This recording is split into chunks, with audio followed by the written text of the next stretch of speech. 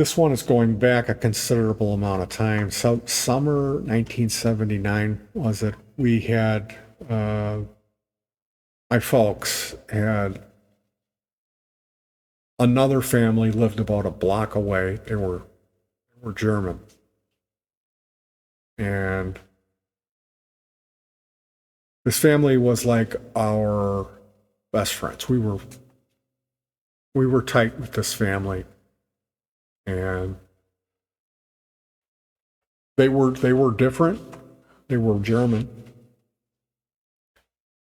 and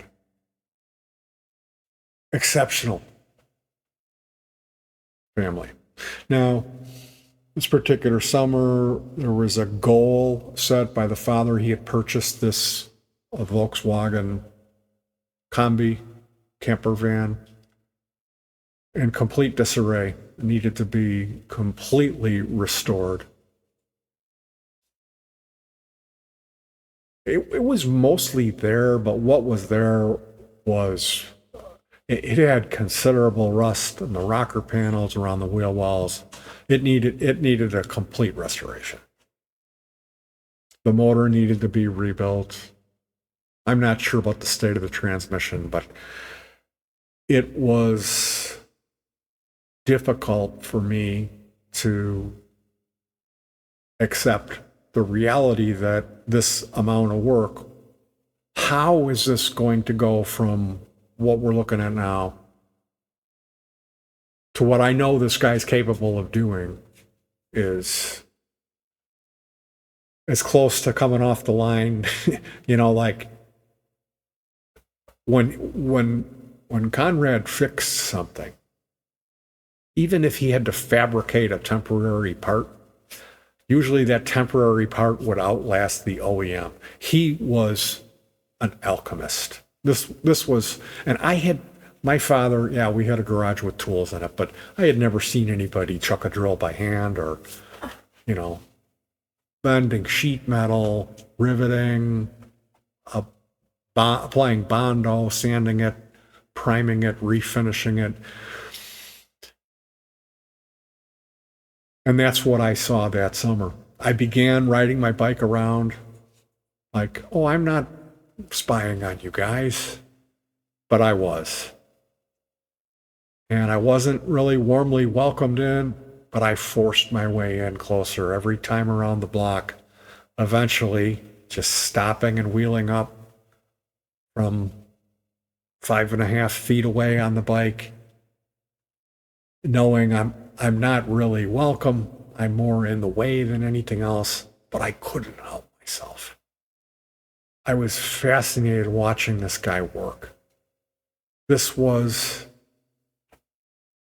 the most interesting, fascinating, and it wasn't that I didn't have faith that he could do it. I just didn't see how it was possible. Everything on it had to be gone over and sanded down and refinished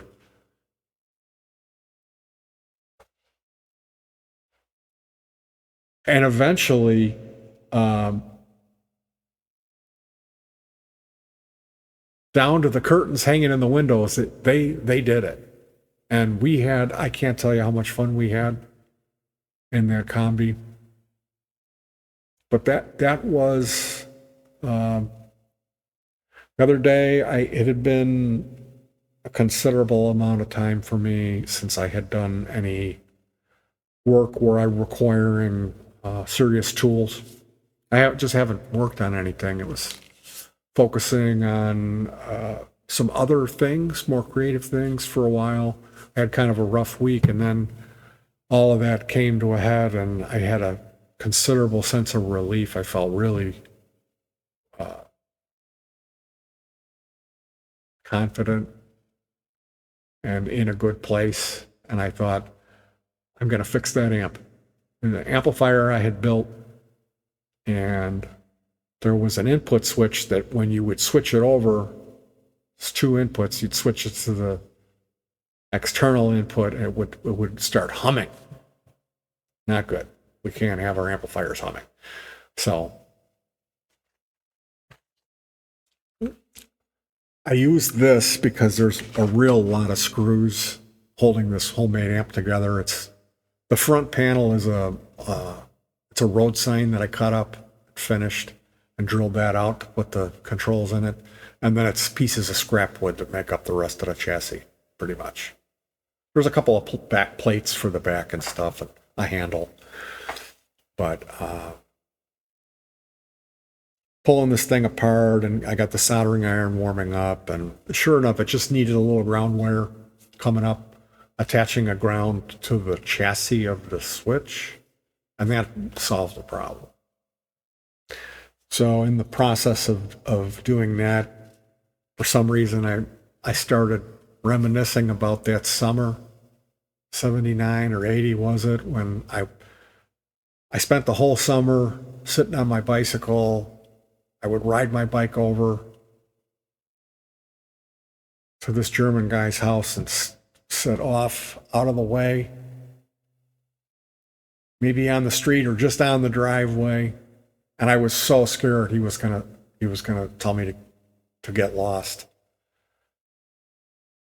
I know he was a little prickly. I mean, this is to be expected when a man is working. When a man is working, he doesn't mince words. He's not a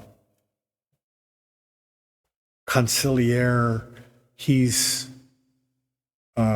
usually using foul language. This is what you should expect from a man if he's actually working. If this is alchemical, if there's some lead and it's getting turned into gold or another precious metal, you can expect for there to be some profanity. There isn't niceties. This isn't mincing words and dancing around etiquette. And I know the original deal was this was a father and son project. And that had been long thrown to the wind. His son was no longer out there accompanying him simply because there was nobody that could have kept up with this guy. His poor son, he's an artist. He's talented in a little bit different. It's a different street that that hill that he's rolling down. It's not the same hill that his father rolls down. It's two different hills. So these don't mix. This is oil and water. And unfortunately, the father and son plan didn't pay out. And I was the annoying neighbor kid who wouldn't take no for an answer. And I kept my mouth shut and I kept out of his way enough for him to tolerate me. And I'll tell you, I was there every minute that I possibly could be there, watching Conrad work his magic, restoring this thing. Every inch of it he went over. And it all came back just like it came off the original factory, if not better. And when that thing was done, it was an absolute sight. It was absolutely beautiful. And that summer, the other night when I was doing that work on that amp, it came to me. I came back to that memory like I do, or I had never seen anybody chuck a drill, bend a piece of sheet metal, rivet it, put the Bondo on there, sand it down, prime it, and paint it. This type of stuff to me.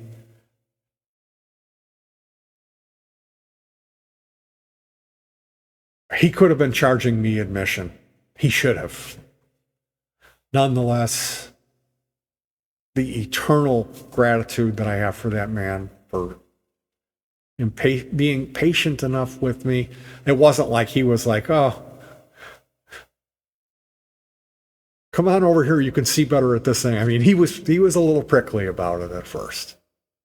And ultimately, I think we came to a bit of an understanding, or he maybe tolerated me, and I believe I remember him even employing me a couple times to hold something while when he needed more than 3 hands, needed more than 4.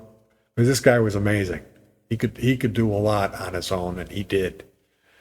But I just didn't have that under our roof. Anytime anything considerable broke down, they weren't on the phone, and guess who they were calling?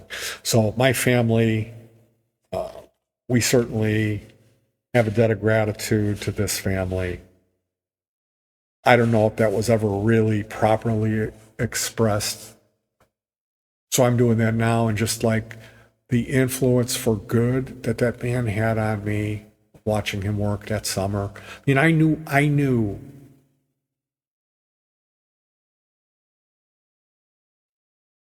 that this guy was one in a million because of how my folks,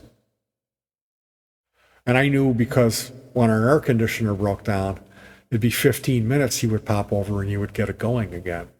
And it wouldn't break down. Not like if we were called a repairman. And we would be getting strung along. This guy was, if he fabricated a part, it would last longer than an OEM. So I knew, and I was always unbelievably jealous of my mom and dad getting to get in there and hold a flashlight for him. I never really got to do that. I wasn't allowed anywhere near the adults.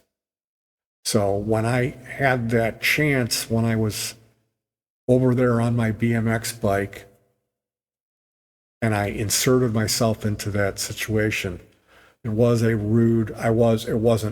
really appropriate for me. And thank goodness that he was patient enough with me and he didn't kick me out of there. And I was able to see this amazing transformation because it proved to me like the laws of the universe mess around and find out entropy, this thing that we're up against, how any steel will oxidize because of the humidity, the liquid that's in the atmosphere, this mind-blowing concept of entropy that we're up against.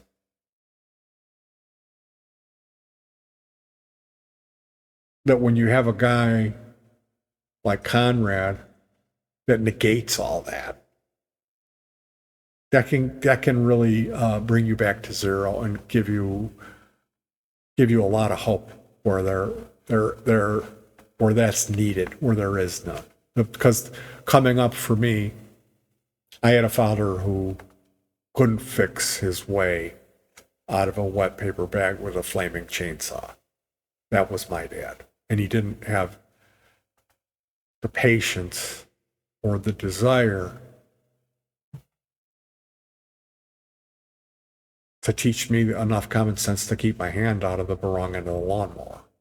So the debt of gratitude that I have to Conrad Croyce for that summer,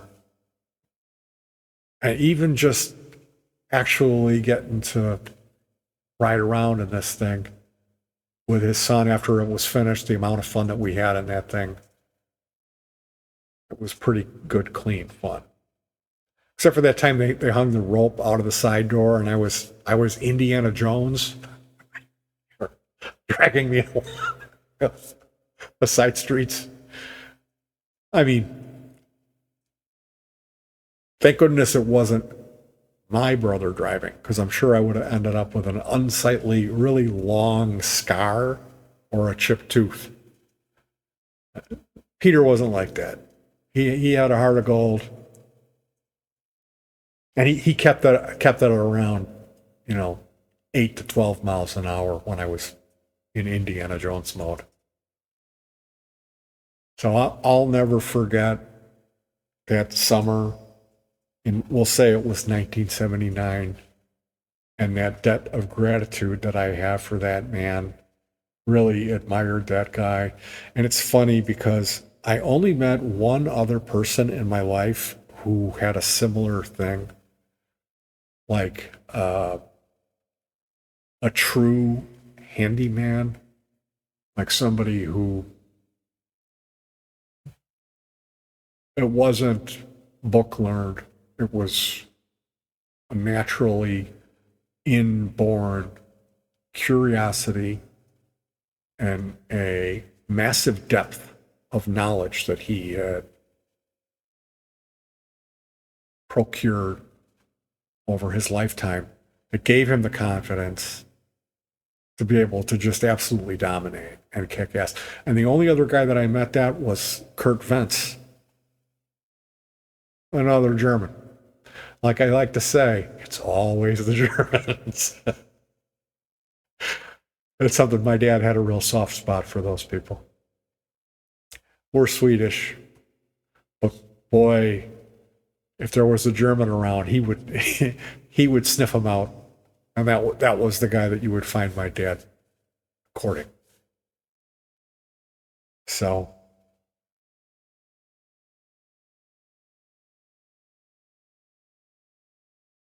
I would like to think we would all like to think our parents would be proud of us. I also don't like kidding myself, and I know like my mother. Well, we don't we don't want to go into that. Maybe no, we don't even want to consider my father. But I like to think that Conrad, if he knew the amount of time that I actually did lean into hacking, fabricating, building my own stuff, the interest that I took and the stuff that I built in my lifetime, that significant amount of time that I put into trying to be more of a workaholic than an alcoholic. Mind you, I do have a couple of years of sobriety under my belt, so I also have to be frank. That being said, Conrad was such a rare breed and such an incredible, like off the chart. Like you couldn't. Normal people don't have this type of skill and knowledge. So, in order for me to say, oh, if Conrad knew how I chose to live my life, he would be impressed. He would say, "You did a pretty good job, kid." Because I don't think he would. And it's not that those people are hard to please or anything like that. It's just the reality of it. The little bit that I was able to extract out of that summer that I put into my own foolishness, tinkering with these circuits, this music. It's just that it's a little bit. But I didn't really have anybody else. And that 1 year, whether I really learned how to restore a vehicle or not is really irrelevant. It was that I observed this man working every day, chipping off a little bit more of this monumental project until it was all done at the end of the deal, from the little curtains that went around the windows to the refinished wood on the dashboard, the repainted, the chrome in the bumpers, the rebuilt engine, the upholstery work that he did.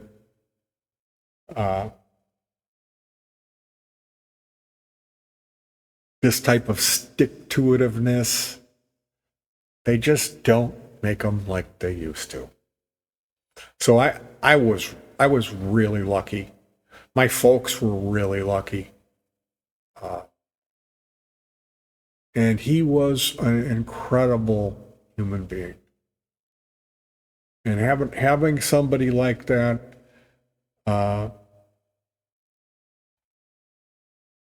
it's it's a role model, is what that is. To give me, to break off a little piece of that and not be afraid to chuck a drill or open up an old radio and, shock myself with 110 volts cutting directly into the main transformer with a side cutter while it's plugged in. This gave me gave me the it's okay. Gave me the sense that yeah, you can. That sticker that says never open this thing up, it could kill you.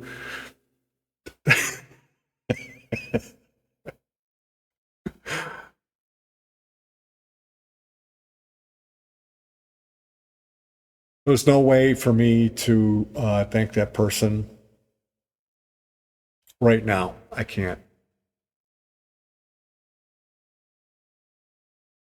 I won't, maybe one day I will. And it's also important for us to realize we all have capacity, the capacity for good, there's also capacity for evil. And one of the things that I like to say is all of that stuff that they tried to teach us when we were in Sunday school is true. I say that because it's true. Clean living. Don't cheat, don't lie, do the right thing, don't do the wrong thing. That's all following the yellow brick road. It's true. And he was a guy, not only did he know that, but he also was a believer. And that's something, it's not really a popular thing in this day and age. We've tended to kind of throw that all out with the baby in the bathwater. But that was definitely a huge component to who he was. And the person that I have huge respect for his memory. Never met anybody like him. Well, wait a minute, I did. Kurt Wentz, this other German guy who was like born around the same time, probably. Same thing. The guy was very similar. Lived here his whole life, still has a thick accent. Never really converted over socially to becoming an American. And thank goodness that he didn't. But I have those memories. I will cherish those. And the respect that I have for that man runs really honestly and deeply in my heart. So the debt of gratitude, I am infinitely made a much better person. And part of that, a big part of that was that summer I got to spend sitting on my bike watching that man work.